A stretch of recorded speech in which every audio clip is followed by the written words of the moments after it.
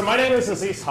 I've taught some of you, but for those of you who I haven't taught, I teach on the public law side of the curriculum here. So I teach the introductory constitutional law class. I taught earlier this year criminal procedure 1 and federal habeas. In past years, I've taught federal courts and the 1L elective class legislation. And my typical research is about what you would call the structural constitution. So it's about the institutions that are established by the federal constitution, the division of authority, for example, between the states and the national government, the division within the national government of executive from legislative, from judicial branches, and what the effects of those initial design decisions are on outcomes that we might care about. So, for example, I have a paper on the effect of strong versions of judicial independence on the distribution of remedies in constitutional tort cases. Professor Ginsburg and I just did a conference last weekend on how to go about thinking or evaluating the performance of new constitutions in a transnational context, how to go about thinking about what counts as success and failure in crafting institutions in a new constitution. So that's the sort of work that I usually do. And this is atypical. The project that I'm going to talk about today is atypical for me. It's not something that is part of my dominant work. It's a little bit of just something that struck me as interesting, and I had collaborators to work with, and I decided to work on it. And I thought that it would be worth doing as a Chicago's Best Ideas for 3 reasons. The first reason is it's not boring. So Professor Casey and I have a paper on the interaction between Article 3 and bankruptcy. So some of the law review people are like, oh yeah, we know that paper. As far as we can tell, the paper is good, but we're unable to get any of our senior colleagues to tell us anything about it because it manages to combine the most boring part of private law and the most boring part of public law. Professor Baird, for example, will just say, well, he's read the paper and he's like, oh, it's great. How? You don't tell us. All right, so that's the first reason. The second reason is the law school places a premium, and I think rightly so, on interdisciplinarity of various kinds, that is learning from other fields. And we're able to do that in part because we have people within the law school who are also trained in economics, also trained in history, also trained in philosophy. What we don't have is anyone who's trained in psychology, social psychology in particular. And this is a paper that crosses, or this is a project that crosses the law psychology boundary line. So it's a taste of something interdisciplinary that you wouldn't otherwise get in the standard curriculum. And then the third reason is that the kind of social psychology that this paper or this project engages in is in some tension with the rational choice models that I think predominate, in particular in the first year curriculum. Rational choice models are important and useful, primarily because they provide a parsimonious model, a parsimonious framework for analyzing interactions between individuals in the world. In many circumstances, that parsimonious model is sufficiently tractable and sufficiently predictively accurate as to be useful, right? But it is a mistake to take the map, which is the rational choice model, for the terrain, which is the human behavior that it encompasses. And it's useful at times to revisit the terrain and to use different tools, different methodologies that pick out different features of human behavior. So those, I think, are the 3 reasons that this topic might be of interest.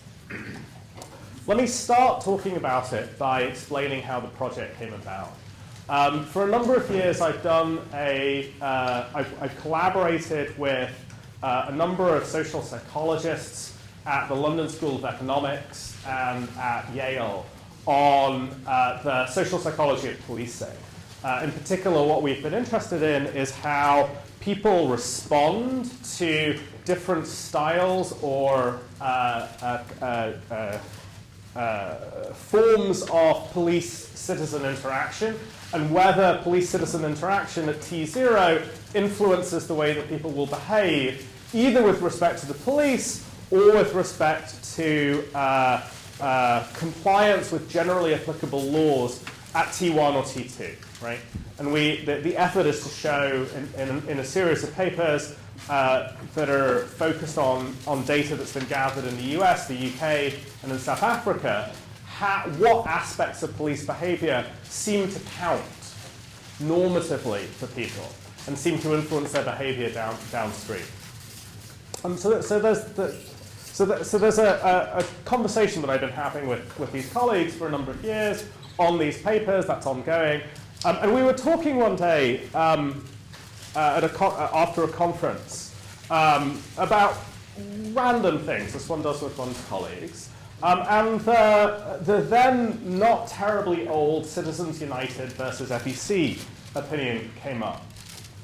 And this was also about the time that the Supreme Court had accepted certiorari in the Hobby Lobby v. Burwell case. And my colleagues, like good academics, are dyed-in-the-wool liberals, right?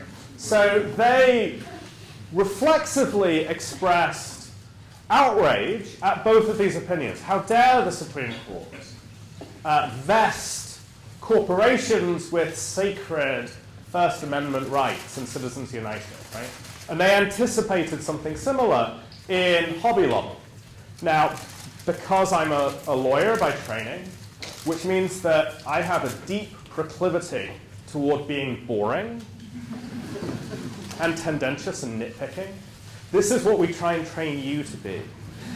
This is what you get out of your law school education. So my inclination is not to agree with them or to disagree, but to quibble over the details. So I say, oh no, well, Citizens United, not really the first time that the Supreme Court has recognized corporate rights. Actually, even in the First Amendment context, there's a 1978 decision called First National Bank of Boston versus Bellotti, in which corporate expenditures are recognized as being protected by the First Amendment. You can go back even further than that to 1886 in a case called Santa Clara County versus Southern Pacific Railroad Company, in which the court holds that corporations are protected by the first clause of the 14th Amendment, right? In the case of Hobby Lobby v. Burwell, it wasn't clear before the oral argument or the ruling how the court would decide, but even then it was fairly likely that the court would not, in fact, focus upon the First Amendment free exercise rights of corporations, but rather would decide the case under a federal statute called the Religious Freedom Restoration Act, which vests entities and persons with certain rights against federal laws that have the effect of burdening substantially the exercise of religion, right? So I wanted to fight back against them. But as we had this discussion, we realized that the vast majority of our peer group shared their intuition, not mine. That is, they had the intuition that there was something untoward, unusual, and improper about the recognition of corporate constitutional rights. Right? This was something out of the ordinary. And that recognition that it was, or that perception that it was something out of the ordinary, was somewhat at odds with the law, right? And you might go further and say it's somewhat at odds with the sense that many of us have, that there are certain kinds of corporate entities, think of churches or newspapers, that might have a degree of constitutional protection that other for-profit entities don't have. Okay? So we thought it would be interesting to do two things. First, try and understand what in fact is the case about people's attitudes or people's beliefs about the rights-holding ability of corporate entities. That is, when and how do individuals, do people believe that corporations have rights? And do people systematically have different beliefs about corporations as opposed to individuals? So that was the first thing that struck us as interesting. And then the second thing that struck us as interesting was, well, can the Supreme Court change that? Right?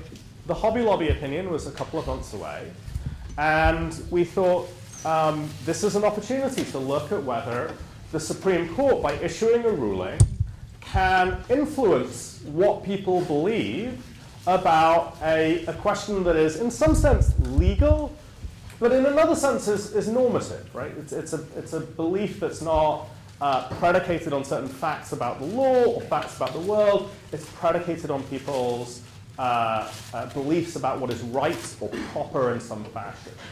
So we started off with these two research questions and thought that, and set out to design an empirical research strategy that would cast light on them.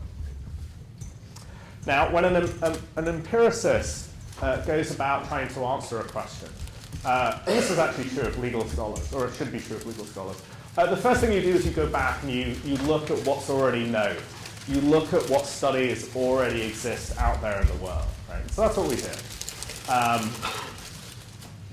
So we started with this question about what the public's beliefs about corporate rights comprise, and looked into the literature on that. We didn't find very much. Perhaps the most interesting finding that we identified was this 2012 paper that looks at when and how people attribute entativity, that is, personhood in some sense, to a collective entity. And this is a paper by Waits and Young. Waits is at Northwestern in their business school. And essentially what they try and do is they try and create an array of different sorts of associations, which they say are, they array it over along a scale here of increasing attributions of group mind and group responsibility, and show that the more that people are inclined to identify an entity as having some sort of a group mind, the less they're inclined to attribute individual responsibility to the members of that group. Right? So attributions of group mind, attributions of group responsibility are negatively correlated with the tendency to see the individuals in the group as being responsible. That's not quite the question, though, that we wanted to answer. So we looked at the literature on criminal liability and whether or under what circumstances juries, for example, perceive corporate entities as being amenable to criminal liability. There's two findings. One of them, Mentovich is my co-author on both of these projects. The thing that we found is that perceptions that a corporation has some sort of a collective mentality seem to make a difference to juries' willingness to, or people's willingness to attribute moral responsibility and criminal culpability to that entity. Right? So this is the previous research that I think is the most salient. It doesn't directly answer the question, though, of under what circumstances do people attribute rights as opposed to personality to a corporation. So how did we go about exploring that question? Right. Those are the research questions that we started with. How did we go about answering that question? Well, we came up with three different rights that we thought one could plausibly say belonged to an individual or a corporate entity. The two ones that were obvious to experiment upon were religious liberty and free speech. Right? Religious liberty is the subject of the Hobby Lobby opinion. free speech is the object of the Citizens United opinion. The other one that we thought might be interesting was privacy, in part because there is an ongoing debate about the obligations or the ability of corporate entities that hold data that we might treat as private to disclose or not disclose that data to the government, right? So the idea here is that ISPs, search providers, social messaging providers, email services have information about us that we might treat as private, right? Do they have privacy rights in that data? Are they somehow vested with a right as much as we are? Right? And the current doctrine, the answer to that is no.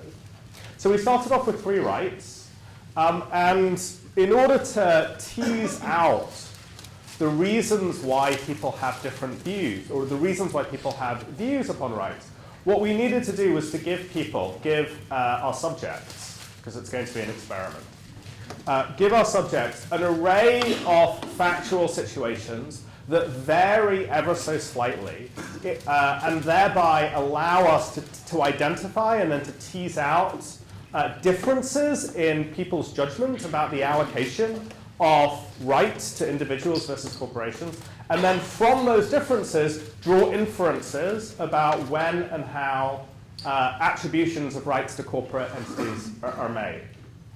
That's not as complicated as I just made it sound. But the basic idea is we came up with 5 hypothetical corporate entities, right? 3 of them are for-profit businesses, and 2 of them are not-for-profit entities that have some sort of role that is specific to the right in question. So, for example, for religious liberty, if I'm remembering this right, our 2 not-for-profit entities are a not-for-profit entity that's religious but that engages in social work, and a church, right? So we have 5 different entities. The 3 not-for-profit businesses basically change in size. We go from a mom-and-pop store to a regional store to a national chain, right? So we have a variety of entities, and then within each entity we have a variety of potential holders of the right, right? So there's the company itself, which might hold the right. There's the owners of the company, right? And then there's the employees of the company, okay? And so by examining the extent to which subjects attribute rights across these different circumstances, we hope to tease out the reasons or the circumstances under which rights are attributed. So what did we find? This just tells you a little bit about about the sample that we obtained. We use something called Mechanical Turk that's provided by Amazon. Mechanical Turk is basically the research tool that you use when you have no money. It's not that bad, is the sort of the best that can be said for MTurk. You can engage in what social scientists call convenience sampling, which yields something that is demographically diverse but not necessarily representative of the general population. In order to get something that's in effect a national panel sample, which is representative, you need a lot more money. We didn't have it. Or we'd spent it all on our policing studies. That was the problem. But the sample that we have is demographically diverse and is sufficiently large for us to make findings with respect to, in particular, intra-person differences, right? The reasons or the circumstances in which a person takes a different view about A versus B. So let me run through now. These are the 5 things that the 5 entities that we tested on. This is the question that we started with in the religious liberty context. I'm going to give you the prompt for our religious liberty question, and not for our privacy and our civil liberty, our free speech question, because it's basically the same prompt. So what we're asking about is the person's opinion about the right to religious liberty. So notice a couple of things about this formulation. The first is that we don't say constitutional or statutory. We decided not to do that because we thought that it was, we did a couple of pretests. And we weren't sure that we were picking up on a meaningful difference by asking people whether they had different views about statutory and constitutional rights. We weren't sure, that is, that people actually perceive a difference. The second reason for asking about this is that we're trying to tap into people's underlying normative views, not necessarily their views about what the law is. Hence our use of the phrase, who is entitled to have it, okay? The third thing to point out, and it's, I think, a weakness of the study, but I think an inevitable one, is that we don't actually say what the right to religious liberty comprises of, right? And as those of you who've taken Con Law 5 or Con Law 4 know, there's a large debate about whether religious liberty is a right against discriminatory actions on the part of the state, or whether it encompasses also a degree of right to various kinds of accommodations from laws that have disparate burdens upon the religious as opposed to the non-religious, right? We just bracket that. We're asking at a very, very high level of abstraction, which actually might be pretty much as far as you can go when you're asking members of the general public, right? It's not clear that we actually get that much of interest by digging down any further than that. Okay. So what did we find? So this is a very, very straightforward representation of one part of our results. On the y-axis, we have a scale from 1 to 7. The respondents in the test, in the experiment, were asked to rank how much they weighted the possession of a right, how entitled a certain entity or a certain person under certain conditions was entitled to a right on that 1 to 7 scale. So you're just seeing the scale that's represented on the y-axis is exactly the same scale that people were asked to give their answers on. On the x-axis, you have a variety of different organizations, the 5 different organizations that I mentioned. And here on the logo, we have distinguished the attributions to the company itself, the attributions to employees, and the attributions to owners. Okay. The thing to take away from this chart is the large gap between attributions to corporations, attributions to the corporate entity and attributions to the individuals, right? Notice that the gap decreases on this side of the chart where you have the not-for-profit entities. But notice also that the gap doesn't close, right? So when you have a chart like this, what you do, or when you have data like this, what you do is you slice up your results using the various demographic criteria that you have until you find something interesting, and then you claim that the interesting thing that you found was the thing that you were looking for all along. This is, as far as I can tell, standard operating procedure among all empiricists. Don't let them fool you. Okay, so the slice that we actually suspected that this was interesting, but if I say that, it's totally unconvincing. Well, there's no reason you should believe me if I say that. The slice that we found as being potentially interesting is the distinction that we drew between liberals and conservatives. Basically, we asked people to rank themselves on a 7-point scale. We tossed out a set of results in the middle, right? People who plunked themselves right down in the middle of the scale. And we took the people who ranked themselves as liberals, and we took the people who ranked themselves as conservatives, right, i.e. away from the center, and treated them as separate samples, and asked how do people think about religious liberty interests. So the takeaway from this chart, where you have the liberal and the conservative subpopulations split, is that there's no real difference with respect to religious liberty attributions to individuals. But there is starting to be a difference in the shape of the curve for corporate entities. The conservative subpopulation is more likely to make an attribution of rights to a corporate entity than the liberal subpopulation is. Right? So we dug a little further here. and we looked we looked at what individual members of the liberal and the conservative subpopulations thought.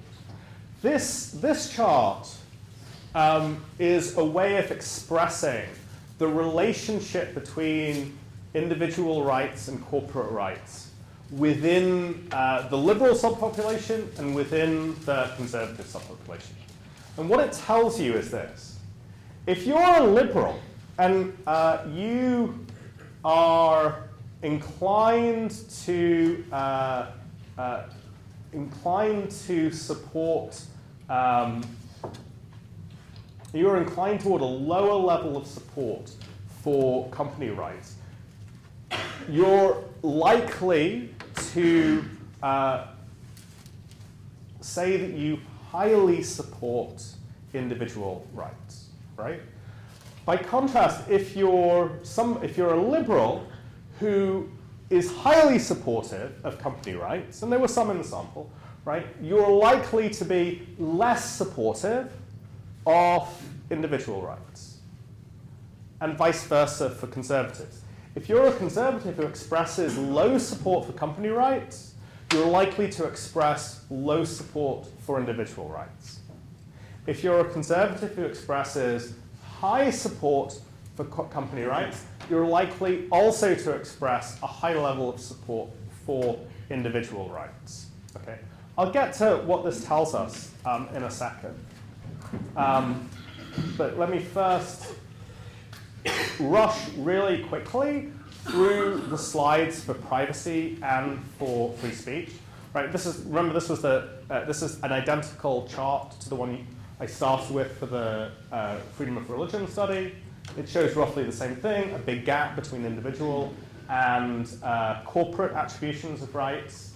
Again, we see a difference between liberal and conservative attributions. Conservatives are much more likely to make an attribution of corporate rights.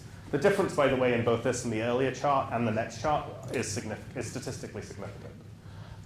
Again, you have this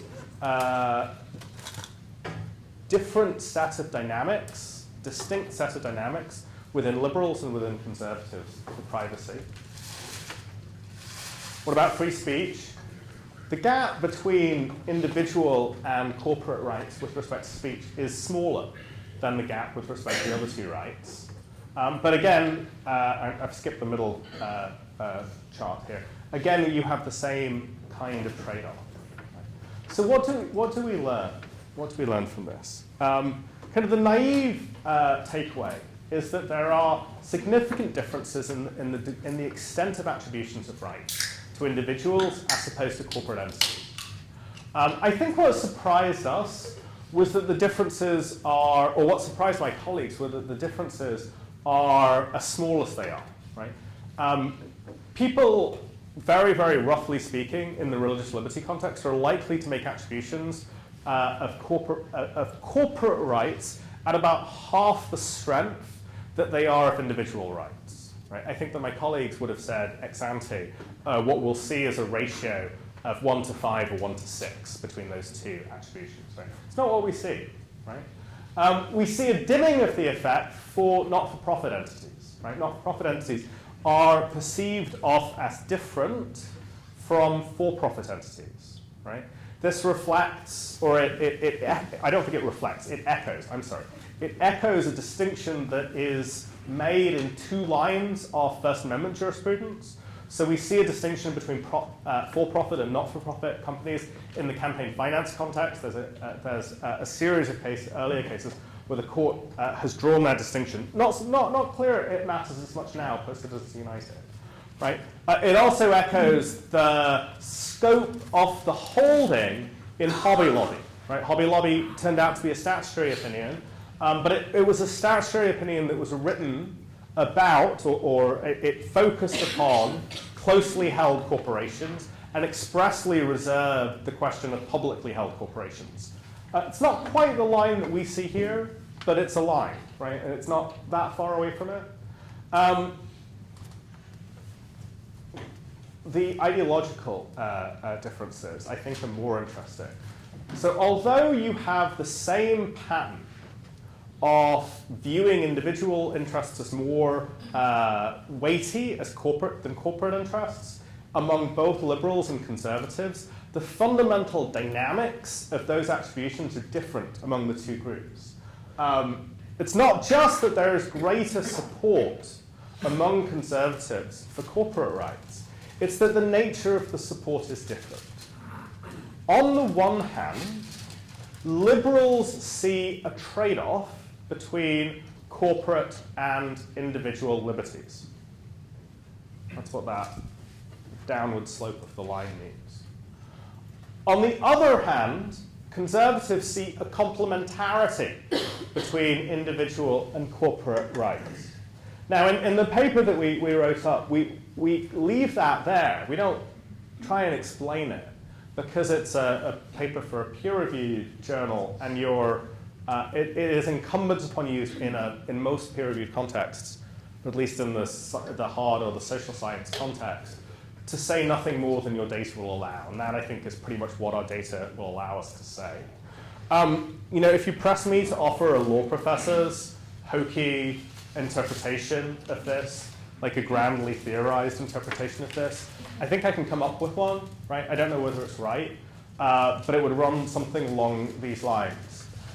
Conservatives have a view of rights that flows back to thinkers like de Tocqueville and Montesquieu. Both de Tocqueville and Montesquieu saw the achievement of even individual rights as being contingent upon the existence of intermediating entities that buffered the individual in relation to the state, right? So de Tocqueville talks about the plethora of civic associations that he sees in the United States. Montesquieu, in the very different context of 18th century France, pre-revolution, looks to the judiciary and to what were then called the Parlement, which were local meetings of nobles, as playing that intermediating role. On the other hand, liberals have a much darker view of associations. You might trace this view of associations back to thinkers like Hobbes, right? Hobbes was deeply skeptical of the role of the predominant institution in his in 17th century England, in which he wrote, churches. Right? The reason that Leviathan is almost put on the list of heretical publications is that Hobbes suggests that churches are unnecessary. Right? The state can get rid of them. Right? Beyond Hobbes, there is a robust liberal tradition, and Hobbes' status as a liberal is something that is, I think, a little contentious. But beyond Hobbes, there is a vigorous liberal tradition that views intermediating groups, and in particular religious groups, as source of constraints or restrictions upon rights, as opposed to mechanisms for the realization of rights. Right? So liberals are skeptical of intermediating groups, corporate entities. Conservatives see them as necessary to the attainment of rights. So can the court change this? Right? So I'll try and do the rest of this in about 10 minutes.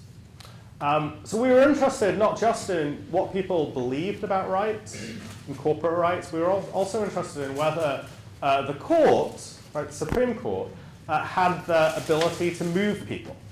And it seemed to us that we had an opportunity to examine that because of the Hobby Lobby decision that was then forthcoming.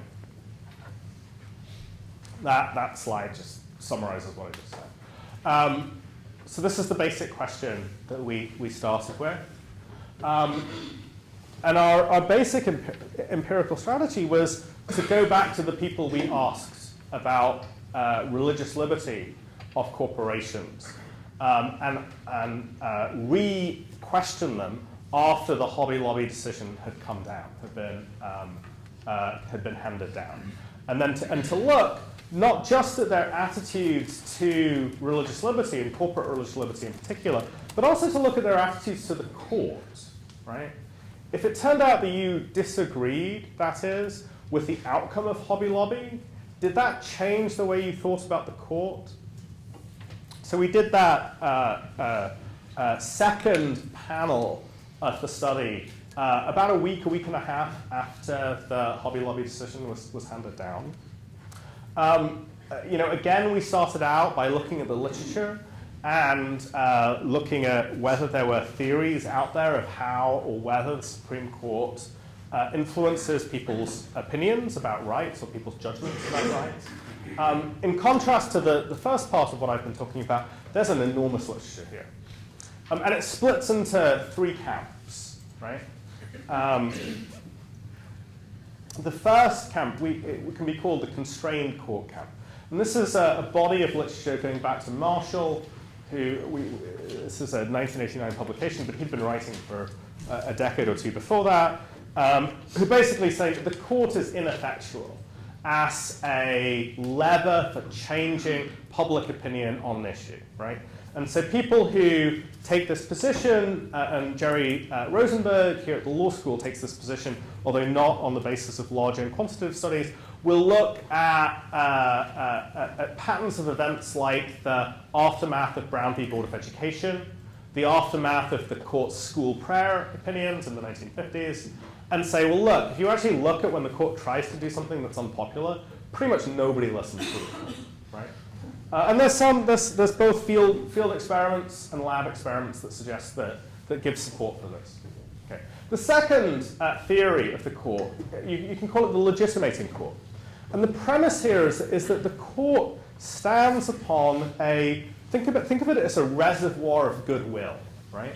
The court is invested with, people have all these warm feelings for the court. They view it as being a legitimate part of government and a legitimate actor on the national stage. And the best theory of this legitimate court is associated with this chap Gibson and his frequent co-writer Caldera. They say, one version of their theory is, look, the court is a body that tends to act in certain legalistic, protocol-filled ways.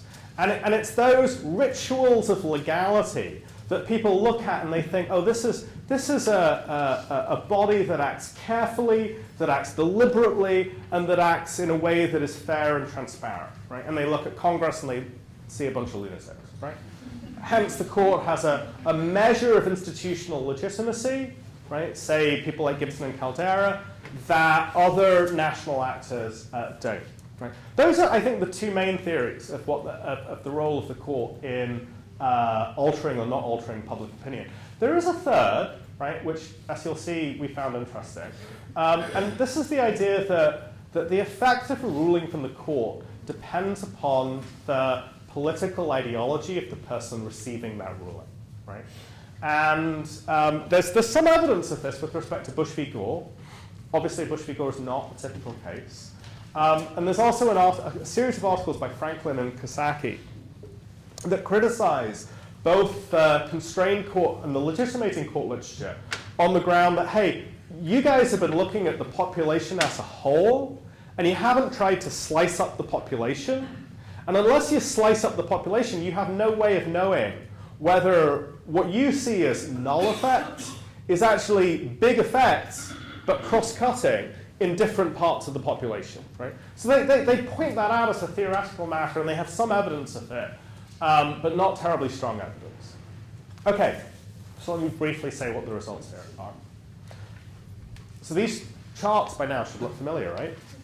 That's our before Hobby Lobby attributions of individual and group rights, corporate rights. And this is the same people, right? It's the same individuals, right? Before and after the Hobby Lobby decision, right? Hobby Lobby, recall, only concerned corporate rights, didn't concern individual rights, right? And it was about a family-owned corporation, right? So when you do empirical work, you spend a lot of time in gathering the data, and then you run your first analysis. And when your first analysis looks like this, your tendency is to swear. Why? It's a null result. That's boring. Who cares? Okay, so we had a null result at that point.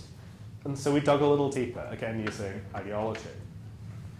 Well, by the way, this is the before and after line for corporations. And you can see that there is a bit of a change here before and after, where there's a dip for the publicly traded big corporation, right? Which is actually larger than the dip for the family-owned corporation. Right? It's not clear that that's all that telling, although it is statistically significant. Now here's where it gets actually a bit more interesting. So again, we sorted the data by ideology, and we looked at how the liberal subpopulation and the conservative subpopulation behaved, or how they responded to Hobby Lobby. So the blue lines are liberals, the red lines are conservatives, right? The striking thing here is so conservatives have a little bit of an upshift. That is, after Hobby Lobby, they become a bit more supportive of corporate religious liberty, although not, interestingly, for the publicly traded big corporation. But wow, look at liberals, right? The bottom falls out of their love, as Dean Schill would say. This is another way of making the same point, right? This is just the result for the closely held corporation, right? That the entity like the Hobby Lobby store itself, right? And it's just a simple before-after snapshot. And you can see liberals become, on a 7-point scale, moving from 4 to 3 is pretty significant.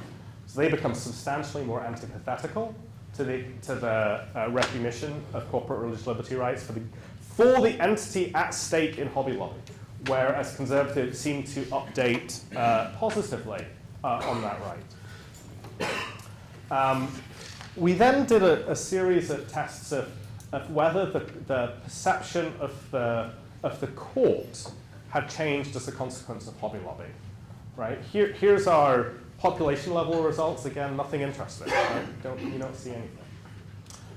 But again, when you disaggregate the data by ideology, you start to see the same kind of interesting patterns. Right? You start to see conservatives feeling a stronger felt obligation to obey the court. Right? Liberals that seems to weaken. Liberals seem to trust the court less. Liberals approve of the court less, right? They're more likely to perceive bias on the part of the court. And then this is a measure of institutional legitimacy, which remember is the Gibson-Caldera idea of this kind of background pool of goodwill toward an institution. That, interestingly, doesn't seem to change. So what do we learn from this? One takeaway is that the obvious takeaway is that the effect of a Supreme Court ruling is contingent upon your ideology, right? That is, it's not the case that people are passive recipients of dicta from on high by the court. The court is not, by any stretch of the imagination, this data suggests, the last word on constitutional or legal questions. Rather, if you're inclined to agree with the court ex ante, as we know conservatives were, right, pre-Hobby Lobby, you are likely to feel confirmed, feel justified by the court's ruling. So you're likely to hold that same normative view, but more deeply, right? On the other side of the ledger, and I think it's the other side of the ledger which is almost the more interesting side. If the Supreme Court hands down a ruling that you don't agree with, you are not more likely to say, well, I know what I know, but I can engage in Bayesian updating based upon what I've learned from these 9 wise men and women. Oh, no. You're more likely to view the court as less trustworthy, less worthy of obligation, of felt obligation of obedience, more political in some sense. And you're likely to double down on whatever view it was that you initially held. So let me end with this question. At least in my experience, and maybe this is just a selection effect from the classes I teach, I never hear that much opposition from students to the recognition of gay marriage, right? The legal recognition of gay marriage under the Equal Protection Clause. Right? So I'm just going to assume for the purposes of making this point that that's the case, although I could do it the other way around just as easily. So let's say you were a supporter of the extension of marriage equality. And let's say that you were convinced by these results, right? What does that make you think about the future of gay marriage after the Supreme Court issues its ruling on the Sixth Circuit case in July, right? One thing you might think is that on the one hand, yes, that there will be much acceptance of gay marriage and probably legal acceptance of it in many parts of the country. But on the other hand, you might be concerned that the basic normative sentiments that drive opposition to gay marriage, right, will, in those parts of the country where those such sentiments are deeply held, be even more deeply held in the future. And that might give you cause for concern, right? So I'm happy to take your questions or talk about the results. Or not. If you had to hypothesize, would you think that the polarizing court effect would stay the same longer term? As in, do you think that people's held beliefs would remain as polarized? No, I don't think so. And I don't think so because there's somebody who studied this. So I'm just relying on their data. It's a chap called Joshua, I think it's Ura, U-R-A, and he uses national level panels, so big national public opinion surveys that are both conducted by the federal government and a number of public and educational institutions for the purposes of both academic study but also political polling. He looks at those data points over time and looks at how the court has changed public opinion on issues. And he finds that basically what happens is that his claim is that the court will say something, there'll be a backlash, right? So he's picking up on, he picks up on his data,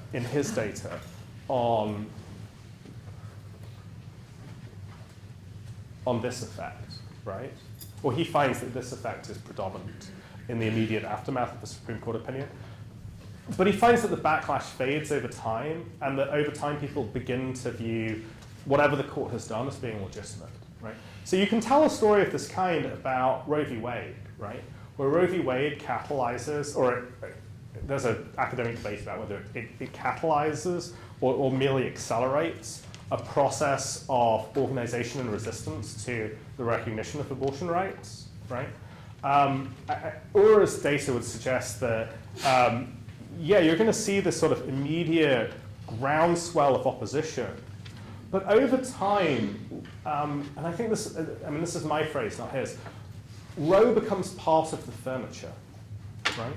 It becomes routinized. It becomes something that law students are not surprised by because they kind of vaguely heard about it when they were 8th graders, right? And that routinization, that becoming part of the background, dampens the backlash effect that he finds, right? So I think that finding is, his methodology seems to be robust, and the finding seems to be plausible, and it's consistent with what we find, although I'm open to being told that our findings are idiosyncratic or wrong, right? But I think that strikes me as being a plausible account of, at least in the majority of cases, the long-run effects of Supreme Court opinions. Does that respond? Yes. Okay. More than you wanted, I know. Sorry. That was perfect, thank you. You mentioned when you're given your grand theorizing that you think that this can be attributed to how liberals and conservatives, their ideological backgrounds and things like that, but do you think that maybe if you controlled for religious belief, that your conclusions might change? Because it seems to me, obviously I don't have empirical data to back this up, but my religious liberal friends viewed hobby lobby much more favorably than my non-religious liberal friends. So a couple of things to say about that. So the first thing to say is that we did actually, we tried to slice the data by religiosity. We didn't really find anything. Or we didn't find anything that we didn't find with ideology, right? And ideology seemed to be a better predictor than religiosity. That's the first thing to say. The second thing to say is that remember that the effects that we're finding are not just about religious liberty, right? They're about privacy and about speech. Right? And so you wouldn't expect the same patterns to emerge with respect to privacy and free speech if that was the explanation of the underlying phenomenon. And finally, I should walk away from my own claim. So I don't, to say that a theory of rights drives people's opinions is to make a pretty ambitious claim about the effect of theories on behavior and beliefs in the world, right? And I tend to think that theories do have an effect upon beliefs and behavior, right? The theories about when and how the state is legitimate clearly affect, for example, the conditions under which people are willing to resort to force against the state. I think that's plainly true. I think that, I think there are many other instances in which theory informs action or theory informs belief. But the way that happens, I think, is deeply mysterious and not especially mechanical or rational.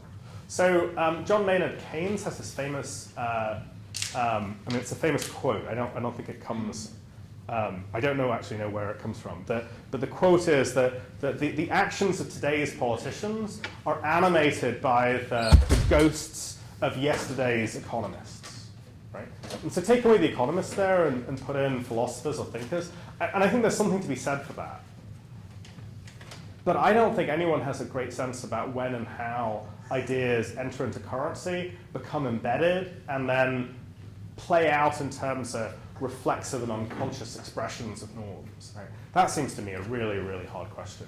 And to say that it was, and I certainly don't mean to say, it was Montesquieu that did this. I mean, ask a random sample of the American public who Montesquieu is, and good luck with that one. So I don't mean to suggest that it's some sort of naive mechanical effect of theory. It's an interpretation, right? Maybe that's a better way to put it.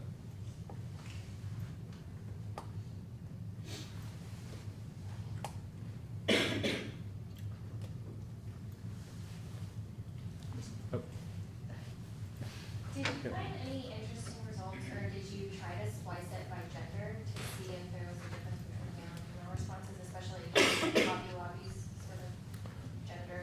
So we tried to take out, so we did cut it by gender, we did look at whether gender was an explanatory factor, and we didn't find anything.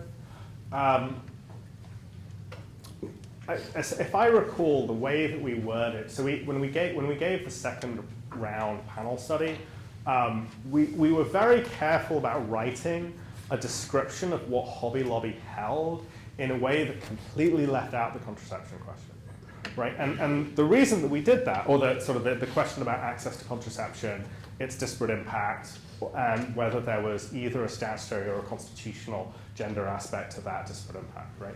The reason that we did that is precisely to avoid the concern that you're alluding to, that perhaps what we're picking up on is a set of beliefs or updating that are driven by men's and women's differential expectations about how denial of access to contraception will affect them, right? So we tried to write the question in a way that was neutral of contraception, of the reference to contraception. But it's surely the case that we used Mechanical Turk. We didn't go out and stop people reading the newspaper, right? So I assume that people read the newspaper, or I assume that they watched, Fox TV or whatever it is.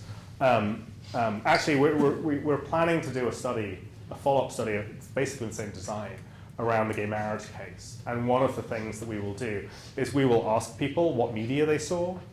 We'll ask people whether they've heard of the opinion already, which I'm sure in the gay marriage case we'll get. Even the American public will have heard of that.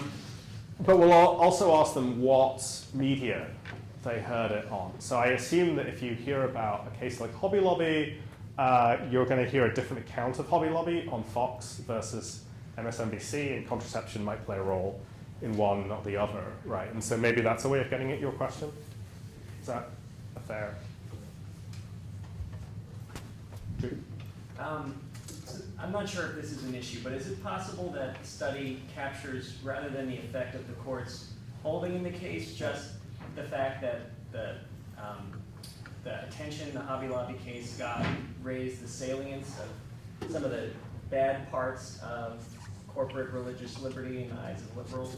Yeah, so I think that's I think I just want to concede that, and the way that I would reframe it is look, what we're testing is we have a slice of time, right, where we have a few weeks before Hobby Lobby and a few weeks after Hobby Lobby, and we're looking at what we're actually testing is the effect of the elapse of that time, okay, and we don't have the tools to disaggregate what in that time period is changing people's views. Now, I think you can say a couple of things about what that might be.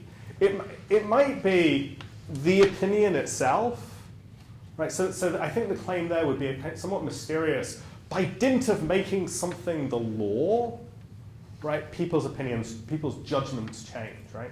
So this is a theory that ties morality closely to actually the content of the law, right? So that's one theory of what might be going on. The other theory is, an opinion from the Supreme Court is accompanied by this bubble of commentary that brings to salience different aspects of a right's consequences. And this goes back to Lauren's question, right? So recognition of a corporate religious liberty interest, it's literally going to mean different things to different people, right? And remember the initial framing of the question, and my caveat about, we said right to religious liberty, but we didn't give respondents any more details, right? So when people hear the phrase right to religious liberty, they actually they perceive, they anticipate different things. So some people will perceive, well, this means that for certain employees, you're not going to get access to medicines that, in the eyes of some people, there's a moral or a legal obligation to get access to those medications, right? Other people will perceive, well, we'll pick up on the conscience aspects. Somebody who will be forced to compromise their deepest held principles is no longer being asked to do that, right? Now, I think that's right, but I don't know if it matters. In the sense, if what we're asking about is what happens when the Supreme Court touches an issue, right? How do people's opinions change? Well, fine. What we're picking up on, or what we're measuring, is the aggregate effect of the court's intervention wrapped up with whatever beliefs or prejudices are generated through the bubble of attention in the media to it. That's fine. That's fine. I think if that's, in a sense, that may be what's interesting. And there are other studies which try and disaggregate the effect of media versus the effect of the opinion itself. Although I have to say, I find mysterious the idea that knowing what the law is going to change your normative views about something, right? It is, I guess, not my experience that when you tell somebody who is pro-choice that abortion is unlawful in X number of countries, they care, right? And vice versa. Well, you mentioned the point that people making a Bayesian update because the 9 people know a little better. I was trying to be glib and ironic. I'll have a little sign next time. Ben, did you have a question? Yeah.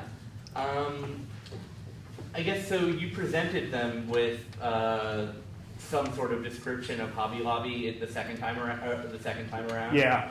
So is it possible that the results are sort of overstated because the case you just put it in their memory immediately before they go and take this survey? Yes, although probably the kind of prompting effect that you're describing is inevitable, given that they've done a survey about Hobby Lobby.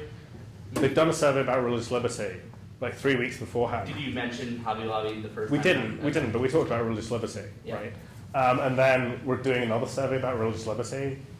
There's all sorts of priming effects, which is the phrase that in the psychology literature is used, that I think are going on. It's hard to see how we would, I mean, if we could somehow sneakily do it, right, if we could actually design it in a way where we were really asking them about religious liberty, but it seemed that, for example, we were asking them about NASCAR, right? That would get at your problem, right? I guess my question. I just am not smart enough. I guess my question is, why do you need the like description of the case the second time around? Why can't you just rely on like the number of people who do know about the case? Yeah. So I guess what we wanted to do was we wanted to know that people were aware of the case, right? Not just that people were giving slightly randomly different answers at different points in time. Right, so we asked them, do you know of this case? We gave a brief description. And then we actually used that as our attention check. So we then asked them a question based upon the description that we'd just given them. So we were certain that, the benefit from that is A, we're certain that we have people who are paying attention, which is persistently a problem in Mechanical Turk. And B, we were certain that we had people who were actually focused upon the thing that we thought that they were focused upon. And I think that the cost of doing that, so the benefit from doing that is that we can be a little bit more certain that when we ask about a topic, we and the people being questioned are thinking of the same thing, right? But the cost of it is precisely what you say, that we're priming subjects in a way that might have a distorting effect. I guess I don't see a priori a reason to be deeply concerned about the priming effect, though. So I take your point, but I think it's just an inevitable part of the experimental design. So should I? You have a little over today because we have 5 minutes. One question. Well, don't look at me. So I'm curious if you think sort of the views of corporate rights may or may not change in the future as we see sort of more companies, especially for-profit companies, that are sort of adopting more of a corporate social responsibility framework or incorporating these sorts of sort of non-profit-ish goals as besides their shareholders. Yeah, and so this is related to the development in Delaware corporate law of I think it's, I don't remember the name of it. It's the D Corp. Do you know what I'm talking about? I can't remember. Yes. Does somebody know the name of this? That Delaware has recently introduced a form of the corporation, or a variant on the corporate form where profit maximization does not need to be the sole goal, right? And a company like Tom's, which makes shoes, but also gives shoes to shoeless kids in Ecuador or something, is able to say, I buy my kid Tom's shoes. It's a plus, not a negative. Although it might be a negative if they're crowding out, but never mind.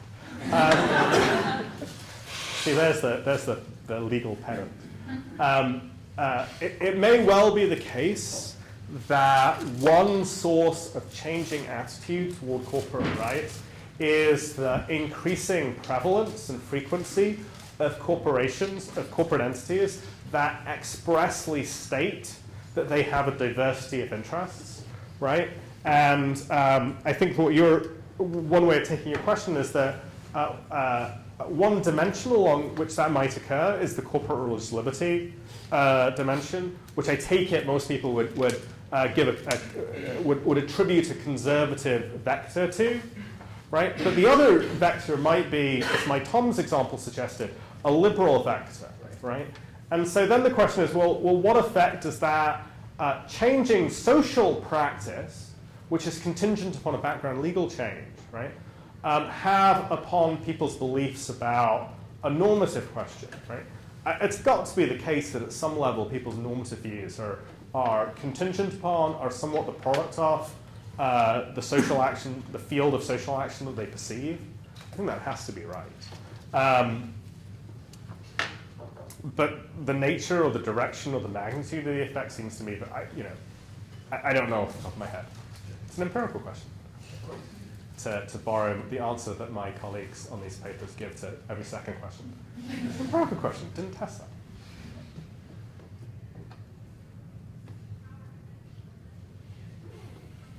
Cool. Okay. Well, thank you.